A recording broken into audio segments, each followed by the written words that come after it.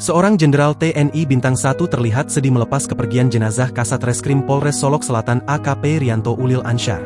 Bersama istrinya, TNI berseragam lengkap dengan lencana Jenderal Bintang 1 itu terlihat meratapi jasad AKP Rianto Ulil Ansyar yang akan diberangkatkan ke Makassar dari Padang, Sumatera Barat pada Jumat, 22 November 2024.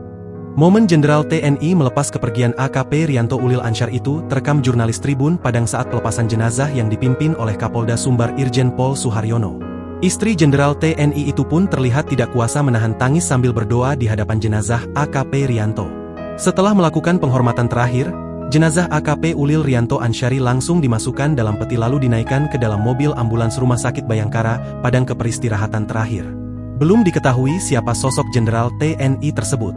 Namun demikian, disebutkan keluarga dipersilakan melepas kepergian jenazah yang akan dibawa ke Makassar, kampung halaman AKP Rianto. Foto-foto mendiang AKP Rianto dengan keluarga TNI itu pun tersebar di media. Nampak AKP Rianto berfoto bersama keluarga Jenderal TNI tersebut.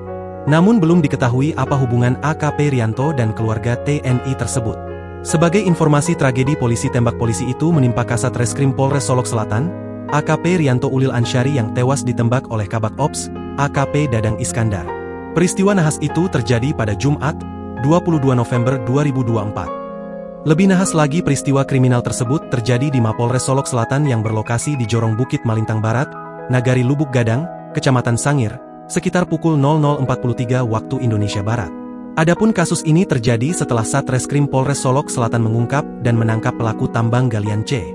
Dari laporan polisi yang diterima mulanya, Rianto mendapat telepon dari Dadang Iskandar terkait penangkapan terhadap pelaku tambang galian C yang dilakukan timnya. Saat itu, pelaku yang diamankan sedang dalam perjalanan ke Mapolres dan sesampainya di ruang Reskrim Polres Solok Selatan, penyidik pun melakukan pemeriksaan.